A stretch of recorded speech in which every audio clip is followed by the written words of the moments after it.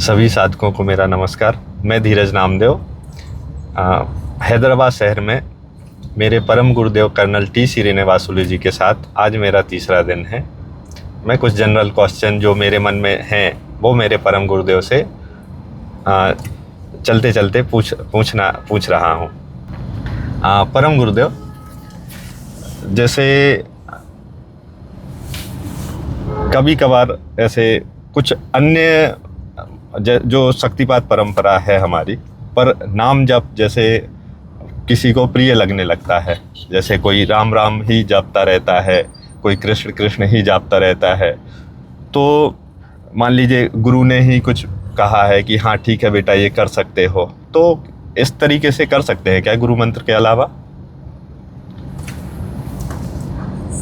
इस सवाल का कोई मतलब ही नहीं है पहन रहे हैं आप। अब क्या पूछ रहे हैं ना, आपका इसका ये दर्शाता है कि मन में आप लोगों को शायद क्लैरिटी आ नहीं रहे। ये गुरु से दीक्षा लिया है जी। जब गुरु से दीक्षा लिया है तो जो गुरु के आज्ञा के अनुसार आप पालन करना पड़ेगा ना जी। आप पहले जो कुछ कर रहे थे वो आप लोग क्यों नहीं फिर करते रहोगे? फिर करते रहो, फिर गुरु का आवश्यकता क्यों पड़ा फिर आपको? जी। पहले जो भी कर रहे थे, कोई मंत्र जप कर रहे थे जी। कहीं देखा होगा, YouTube में देखा होगा, कहीं अपना दिमाग लगाया होगा जी। ये मंत्र मेरे को अच्छा रहेगा ये मंत्र करने से। जी। तो फिर आप गुरु के पास क्यों आया फिर? मेरे सवाल का जवाब दो। जैसे अगर आपको कहता है राम जी अच्छा लगता है, कृष्ण भगवान अच्छा लगता है, जी, फिर गुरु का क्या आवश्यकता पड़ा? गुरु के पास क्यों आया? मेरा सवाल ये है जी। तो क्या साधन करते करते कुछ ऐसी अवस्था नहीं आ सकती कि मान लीजिए श्रद्धा बढ़ गया हो और गुरु की आज्ञा से क्या कुछ कर सकते हैं क्या? जैसे कोई भी मंत्र जाप जो भी अच्छा वो गुरु की आदेश के अनुसार, जैसे मान लीजिए गुरु जी ने कहा कि रामायण पाठ बेटा रामायण पाठ किया करो दोनों टाइम, गुरु ने जो भी आदेश दिया, तो क्या गुरु के आदेश के पालन करते समय ये कर सकते हैं क्या? देखो ये है ना, यही कहावत है, ना घर का ना घाट का। जी। ना घर का ना घाट का। जी। साधकों को समझ में नहीं आ रहा है करना क्या चाहते हैं। जी। जब अगर ब्राह्म की भक्त हो, कृष्ण भगवान की भक्त हो, फिर गुरु के पास क्यों आया हो? मेरा सवाल की जवाब दो पहले। जी। जब गुरु के पास आए हो, योगाभ्यास में दीक्षित हो जी, तो गुरु का आज्ञा पालन करना पड़ेगा जी। तो गुरु जो कहता है उसी को पालन करो ना जी। फिर आपको ये सवाल कहाँ से पैदा हो रहा है मेरे को समझ में नहीं आ रहा है। आप क्यों पूछ रहे हो सारी चीज कि ये ठीक रहेगा क्या जी?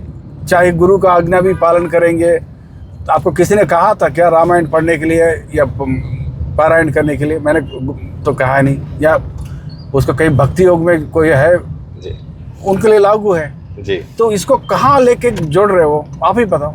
जैसे बोलिए। मेरे गुरुजी जो हैं तो वो शाम को रामायण पाठ करने के लिए बैठते हैं और उनका डेली रूटीन है। तो उनको जो गुरु करता है वो फिर साधक को करने की इच्छा होती है कि चलो मेरा गुरु कर रहा है तो मुझे भी करना चाहिए ऐसा। और फिर उसके लिए यदि गुरु की अनुमति भी ली, ऐसे जो गुरु कर रहा है, गुरु को जो पसंद है, ऐसा लगता है मुझे कि साधक को वो पसंद हो यदि, मतलब तो उसमें साधक का समर्पण भाव दिखाई देता है। ऐसे इस तरीके से मैंने पूछा। आप कंफ्यूज हो रहे हो जी, क्लैरिटी नहीं आ रहा है, आपका दिमाग भटक रहा है जी। मैं आपको गुरु होते हुए मुझे क्या पता है जिलेबी पसंद है जी। तो अगर आपको पसंद नहीं तो आप क्यों जिलेबी जबरदस्त खाओगे जी? आप बताइए मेरे को जी। मेरे को दाल रोटी पसंद नहीं है जी। मेरे को सिर्फ चावल पसंद है जी। आप उत्तर भारत का रहने वाले हो जी, तो आप चावल नहीं खाना चाहते, आपको दाल रोटी ही पसंद करते हो जी। तो फिर क्यों जबरदस्ती गुरु को नकल करना चाहते हो जी? इसका कोई अर्थ रहा है क्या जी? और दूसरी बात, ये बार बार रामायण क्यों लेके आ रहे हो बीच में? जी। जैसे कोई ध्यान मार्ग फॉलो करते हैं जी, कोई तंत्र मार्ग फॉलो करते हैं जी, उनको रामायण का क्या लेने देना है, आप बताइए। जी। आप क्यों नहीं समझते बात? आप लोग क्यों खो जाते हो इसमें? तो उसी प्रकार जो रामायण राम की चर्चा करता भक्त है जी, उसको हठ योग के बारे में क्या लेना देना है? जी, क्या प्राणायाम करने का क्या आवश्यकता है उनको, जी, या कोई ध्यान करने का क्या आवश्यकता है? जी, अगर राम की भक्त है मान लो, जी, अच्छी बात, राम की भक्त है तो राम की भक्त रहो। जी, आप क्या कर रहे हो? मिक्स कर रहे हो जी, भक्ति योग को बाकी योगों से योग के साथ मिक्स कर रहे हो। जी, और अब ये कंफ्यूजन रहेगा, आपको कहीं आगे नहीं बढ़ सकते हो। जी, पहले इस कंफ्यूजन से बाहर आ जाओ। जी। ठीक है? क्यों बार बार मैं आपसे बात कर रहे थे, समय मैं सुन रहा हूँ, बार बार आप रामायण के बारे में बात कर रहे हो। रामायण के को उसको अलग रखो ना। रामायण क्या लेने देना आपके साथ? जी, आपको रामायण के साथ क्या लेन देना है? जी, आप ही बताओ, क्या लेन देना है? अगर भक्ति मार्ग है तो भक्ति मार्ग अलग है, फिर तो जी, वो चक्र ही अलग है फिर। जी, ओके, जी, इसकी वजह से समस्या आ रहा है आपको। जी। अब और दूसरा बात, गुरु को क्यों नकल मारना चाहते हो? जी, आपको गुरु जी ने पढ़ रहा है रामायण, जी, उनका आसक्ति है। जी, हो सकता है वो एंजॉयमेंट के लिए, टाइम पास के लिए कर रहा होगा, जी, और उसको लेकर आप क्यों नकल मार रहे हो? जी। ये है बस एक तो कहना चाहता हूं। सिर्फ जो साधन मिला हुआ है, जो साधन हमें मिला हुआ है, उसी साधन, जो आसन पे बैठना, मंत्र जाप शुरू करना, बस वही हमारे लिए ठीक है। इसके अलावा हमें जो शक्तिपात साधक है उसके लिए और कुछ करने की आवश्यकता नहीं है। ऐसा है गुरुदेव, ये आप कहना? आपको पहले कई बार कहा था, मैं कई प्रश्न उत्तर की किताबों में भी लिखा था। जी, एक बार शक्तिपात मार्ग में दीक्षित होने के बाद जी, आप किसी को कोई चीज़ की जरूरत नहीं है, जी, लेकिन अगर किसी को इच्छा है, वो छोड़ नहीं पा रहे हैं। जी, जैसे आपने कहा रहा था, मैं राम की भक्त था पहले, जी, आप करते रहिएगा, जी, रामायण पारायण करते रहिएगा, जी, कोई मंदिर जाना चाहते हो तो जाते रहेगा, लेकिन कोई जरूरत नहीं है। जी, मंदिर जाने का जरूरत नहीं है, ना कोई तीर्थ यात्रा में जाने के लिए जरूरत नहीं है, जी, ना किसी देवी देवता को जी, मंत्र जपने की जरूरत है। जी, लेकिन अगर करना चाहते हो, आपका मर्जी है, ठीक। जी, हम कोई इसका रुकावट नहीं है इसके, जी, लेकिन ज्यादा उसी के पीछे पड़ा रहोगे, जी, फिर जैसे अपना कर्म का प्रक्षालन में धीम मत आ सकता है, जी। दम तो कम हो सकता है, स्पीड तेज कम हो सकता है। अभी तक जो किया गुरुदेव, उसको क्या गुरु को समर्पित किया जा सकता है? जैसे कोई पुण्य करता है, कोई दान लेने के लिए घर पे आ जाता है, तो वो जो पुण्य कर्म है उसको क्या गुरु को समर्पित किया जा सकता है क्या? समझा नहीं आपका प्रश्न। मान लीजिए गुरुदेव, कोई भिक्षुक है, वो मेरे घर पे आया, तो क्या उसको दान दिया, तो इससे जो दान का जो फल है उसको क्या किसी माध्यम से गुरु को समर्पित किया जा सकता है? क्योंकि इस दान करने का भी तो हमें कुछ ना कुछ पुण्य मिलेगा, जिसका हमें भोग भी भोगना पड़ेगा। देखो, आप गलत समझ रहे हो बात। सबसे पहले आप जो कुछ करोगे वो आपके लिए कर्म बनेगा, आपका कर्म का फल आपको भोगना पड़ेगा। अब बात ये रहा, अगर जो भी आप काम करोगे गुरु का नाम लेके समर्पण भावना के साथ करोगे, इसका अर्थ रहा भगवान के नाम लेके भगवान को याद करके कर रहे हो। यही तो बात है यहाँ पर जी। जब भगवान को याद करके करोगे जी, आपका जो कर्म का जो फल है जी, आपको संचित नहीं होगा, वो फल आपको भोगने के लिए जरूरत नहीं पड़ेगा जी, क्योंकि जो भी आप कर्म कर रहे हो एक निष्काम कर्म कर रहे हो जी, ना उसका नतीजे के ऊपर आपको आसक्ति है जी, या उसका अच्छा नतीजा मिलेगा गलत नतीजा मिलेगा, आपको कोई लेन देन नहीं है। जी, आप उसको कंप्लीट निष्काम भावना से आप काम कर्म कर रहे हो जी, तो उस हालत में आपको वो कर्म संचित नहीं होगा, आपको जी। भोगने के लिए जरूरत नहीं पड़ेगा। जी, बस इतना ही बात है। ये मत सोचना आप कोई पुण्य कमा रहे हो और वो पुण्य को गुरु को दक्षिणा के रूप में समर्पित कर रहे हो जी, ना, ऐसा कुछ नहीं आने वाला है। वो आपका भ्रम है, आपका मूर्खत्व है। ऐसे मत सोचना कभी। आप कोई चीज़ गुरु को दक्षिणा नहीं दे सकते हो जी, इसकी इस हिसाब से कोई गलत काम भी करेगा, वो भी बोलेगा मैं दक्षिणा दे दिया, गुरु जी को समर्पित किया जी, तो अब गुरु क्यों भोगेगा आपका जो गलत काम जो भी किया है आपने? जी, आपका गुरु क्यों भोगेगा? जी, आपने जो कुछ कर्म किया है आपको खुद को भोगना पड़ेगा ना। गुरु को याद करके करोगे, कर्म करोगे, वो कर्म संचित नहीं होंगे, चाहे अच्छा कर्म हो बुरा कर्म हो। जी। बस इतना ही बात। पर गुरुदेव जब कर्म किया जाता है तो उस समय पे तो कुछ भी याद रहता नहीं है कि मतलब हम भगवान को समर्पित करके या भगवान को याद करके कर्म कर रहे हैं। बस कोई भी आया, जनरल आया, कुछ उस टाइम पे गुरुजी का भी ध्यान नहीं रहता है और भगवान का भी ध्यान नहीं रहता है। बस हमने आया और जल्दबाजी में दान दिया और हम आगे बढ़ गए। उस समय तो भावना ऐसी कुछ आती नहीं है, विशेष भावना, या ये भावना आने में तो समय लगेगा। तो तब तक साधक क्या करे? कर्म भोगो, कर्म इकट्ठा करोगे, फिर जी, कर्म भोगना पड़ेगा, फिर वो कर्म बनेगा आप जी, आप ये कोई वस्तु नहीं है जो आपको कर्म को, हाँ आपने जो मर्जी कर्म किया और उठा के गुरु को ध्यान में दे दिया, जी, ऐसे थोड़ी चलेगा। ये कोई वस्तु थोड़ी है, जी, वो उसका वो तरीका है ही नहीं उसका करने का।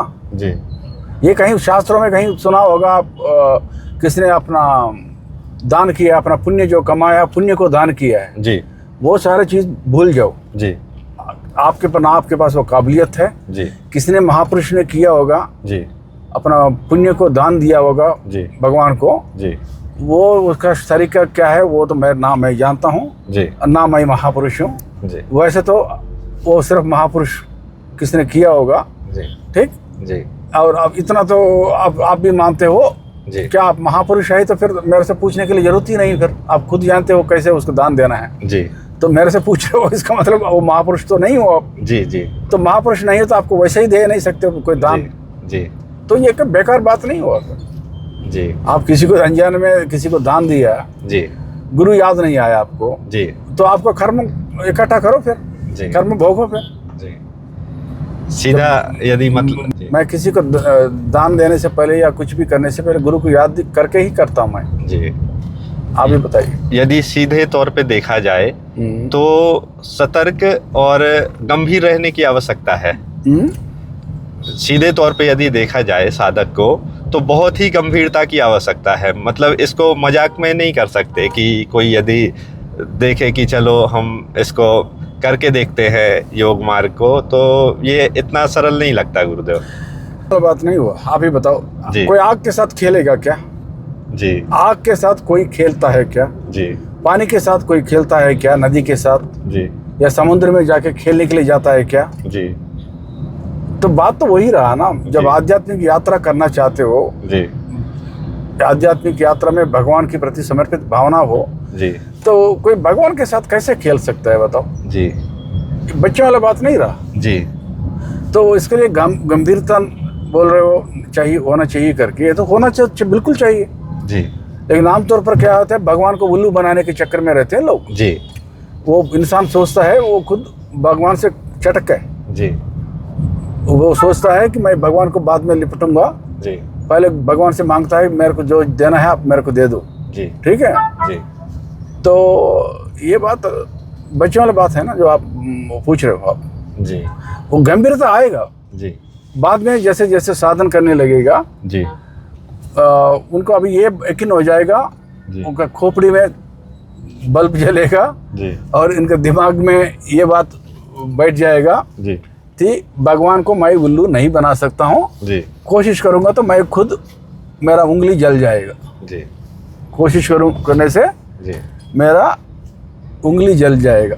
जी, तो जिस दिन ये बात समझ में आ गया, जी, फिर वो उसका खुदरी तौर पर गंभीरता पैदा हो जाएगा उनका व्यवहार में। जी, ठीक है। जी, तो गुरुदेव देखा गया है कि लोग चलते फिरते भी गुरु मंत्र का जाप करते हैं। जैसे मैं हूँ, मैंने कई बार ऐसी गलतियाँ की हैं कि मतलब जैसे मैं कहीं सफ़र कर रहा हूँ और ट्रेन के डिब्बे में हूँ, आराम से अपनी सीट पे लेटा हुआ हूँ, तो लेटा लेटा गुरु मंत्र का जाप मैंने कभी कभार किया हुआ है। पर जब कल आपसे चर्चा हुई तो थोड़ा सा आश्चर्य हुआ कि गुरु मंत्र का जाप ऐसे नहीं कर सकते हैं। इस बारे में आप जानकारी देंगे गुरुदेव? सबसे पहले अभी प्रॉब्लम, समस्या क्या है पता है जी? आप ऐसे चीज पूछ रहे हो जिसका कोई ना कोई सिर पूंछ जो मिलता जुलता है ही नहीं कोई जी। क्योंकि जो चीज गुरु मंत्र कह रहे हो आप जी, उसका अर्थ ही अलग है कुछ जी। क्या गुरु मंत्र का अर्थ ही अलग है? क्योंकि जब गुरु एक मंत्र देता है जी, एक कौन सी योग अभ्यास कर रहे हो आप? जी, जैसे कोई हठ योगा अभ्यास कर रहा है, जी, ध्यान मार्ग में है, जी, वो ध्यान मार्ग में कौन सी गुरु मंत्र रहा अभी बताइए मेरे को। अब सब सवाल मेरे को जवाब दे दीजिए पहले। कोई भी आदमी जी,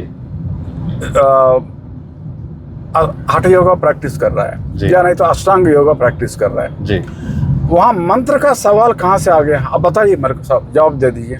गुरु जी ने जो मंत्र दिया, मैं जो सवाल पूछ रहा हूँ पहले इसका जवाब दीजिए। अगर कोई हठ योगा, उसका मैं आऊँगा आपको जवाब दूंगा, आपको जो पूछ रहे हो जी। अगर कोई हठ योगा प्रैक्टिस कर रहा है जी, अष्टांग योगा प्रैक्टिस कर रहा है जी, वो जिसको कहते हैं हम ध्यान मार्ग, जी, वो ध्यान मार्ग में मंत्र कहाँ से आ गया? वो कोई गुरु मंत्र देता है क्या? जी, नहीं देता है ना। वहाँ कोई मंत्र का सवाल ही पैदा नहीं होता है ना। जी, मंत्र का सवाल ही पैदा नहीं होता है ना उसमें। अगर अष्टांग योग प्रैक्टिस कर रहे हो आप, उसमें कोई गुरु मंत्र का सवाल ही नहीं होता है पैदा। जी, नहीं होता है ना जी। फिर गुरु मंत्र करके शब्द ही क्यों इस्तेमाल कर रहे हो आप? क्योंकि गुरु मंत्र करके कोई चीज है ही नहीं है जी। वो उसका कहीं किसी योग अभ्यास के दौरान जी, फिर गुरु एक मंत्र देता है जी, एक मकसद से। जी, अब क्या योग अभ्यास प्रैक्टिस कर रहे हो, क्या तंत्र मार्ग प्रैक्टिस कर रहे हो, जी, या कुछ आप कुछ हासिल करना चाहते हो, क्या प्रापंचिक लाभ उठाना चाहते हो क्या? जी, अगर प्रापंचिक लाभ उठाना चाहते हो उसके लिए गुरु एक कोई मंत्र देता है आपको, जी, उससे आपको प्रापंचिक लाभ मिलता है। जी, या आध्यात्मिक लाभ चाहते हो जी, उसके लिए एक जिससे अगर योगा अभ्यास प्रैक्टिस कर रहे हो तभी आप एक गुरु एक मंत्र देता है। जी। तो गुरु मंत्र करके एक ऐसे शब्द है जो लोग इस्तेमाल करते हैं, जी, इसका ना कोई मतलब रहा, जी। वो अर्थ क्या है, एक भूत की तरफ है। गुरु मंत्र करके कोई चीज है ही नहीं यहाँ पर। तो अभी आप बताओ क्या कहेंगे? शक्तिपात में क्या कर रहा है गुरु? शक्तिपात 4 माध्यम से कर सकता है। जी, गुरु जी, 4 माध्यम, एक है संकल्प के जरिए करेगा, जी, एक है आंख की नजरी से जी, मिलाप कर शक्तिपात करेगा, जी, तीसरा है आप स्पर्श के जरिए दीक्षा देगा, स्पर्श शक्तिपात कर सकता है, जी, स्पर्श के जरिए शक्तिपात कर सकता है, जी, या नहीं तो संकल्प के जरिए शक्तिपात कर सकता है, जी, फिर आंख की नजर से शक्तिपात कर सकता है। जी, चौथी मार्ग है एक मंत्र को उसके साथ जोड़ के शक्तिपात के साथ जोड़ के देता है। जी, फिर यहाँ पर मंत्र क्या रहा? जी, एक पात्र की तरफ हो गया ना, जी, एक पात्र की तरफ काम कर रहा जी। है शक्तिपात करने के किसी को। जी, और कभी ना कभी जब क्रिया प्रकट हो जाएंगे ये मंत्र भी बंद हो जाएगा। जी, ये मंत्र जो है तात्कालिक रूप है। जी। तो फिर ये गुरु मंत्र करके क्यों शब्द इस्तेमाल कर रहे हैं बताओ? गुरु मंत्र करके कोई इस शब्द का कोई मतलब है क्या? जी, किसी को पता ही नहीं है गुरु मंत्र करके कोई शब्द हुआ है ही नहीं। सिर्फ गुरु ने एक मंत्र दिया इसलिए गुरु मंत्र कहने लगा। जी। वो गुरु ने क्यों दिया है, किस मकसद से दिया है, जी, वो गुरु ने जो कर दिया गुरु मंत्र। जी, गुरु मंत्र करते गुरु मंत्र किस कारण से दिया उसको ऊपर निर्भर है ना। जी, फिर वो गुरु मंत्र किस कारण से दिया है जी, तो उस हिसाब से उसको इस्तेमाल करो। जी, फिर अगर गुरु ने अगर आपको शक्तिपात किया है जी, और शक्तिपात के दौरान जी, एक मंत्र दिया है क्योंकि शक्ति आपके पास पहुंच सके, जी, फिर उसका एक नियम भी बताया गुरु ने। जी, आप पब्लिक एरिया में साधन नहीं कर सकते हो। जी फिर आप गुरु मंत्र को कैसे आप स्मरण कर सकते हो फिर? जी जब गुरु ने मंत्र दिया है, इसका मतलब गुरु मंत्र करके एक शब्द निकाला मुंह से आप लोगों जी ने, और गुरु मंत्र को कैसे याद कर सकते हो? क्योंकि गुरु ने यह भी बताया कि साधन नहीं करोगे, जी आपको साधन करने के लिए शक्तिपात जोड़ के गुरु दिया गया मंत्र है वो।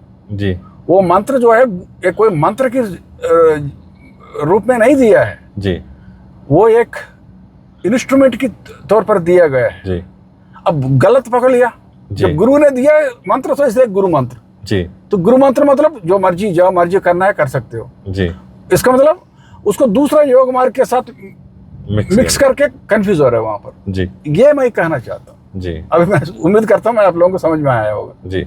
एक लास्ट क्वेश्चन गुरुदेव, सीधा तौर पे यदि देखें तो जो मंत्र दिया गया है उसका अर्थ केवल इतना ही रहेगा कि उस पे आपको साधन जो दिया गया है मंत्र के साथ में उस समय पे ही केवल आपको करना है, और इसके अतिरिक्त आप कहीं पे भी नहीं कर सकते हैं, सीधे तौर पे यदि देखा जाए तो यही मतलब। बिल्कुल, क्योंकि मैं एक गुरु, शक्तिपात गुरु आपको कोई मंत्र नहीं दे रहा है यहाँ पर जी, आपको शक्तिपात कर रहे हैं जी, याद रखिएगा जी, शक्तिपात गुरु आपको ऊपर शक्तिपात कर रहे हैं जी। मंत्र एक इंस्ट्रूमेंट है जी, एक माध्यम है जी, जो कि इस्तेमाल कर रहा है जी। मैं हो सकता है मैं उसका जरूरत भी ना पड़े मेरे को जी, मंत्र की जगह मैं आपको एक लड्डू दे सकता हूँ, लड्डू को मैं मंत्र के साथ जोड़ देता हूँ, बोलता है ये लड्डू खाओ, मैं आपको शक्तिपात हो जाएगा करके, मैं मर्जी तो मैं कर सकता हूँ जी।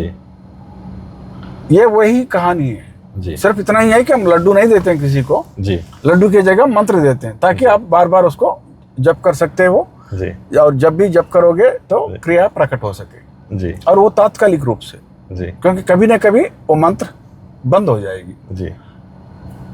ये इसका उम्मीद करता हूँ मेरे साथ में साधकों को भी इससे थोड़ा क्लियरिटी आई होगी, मुझे तो आई है। अगले वीडियो ऐसे ही डालता रहूँगा, जब तक के लिए नमस्कार।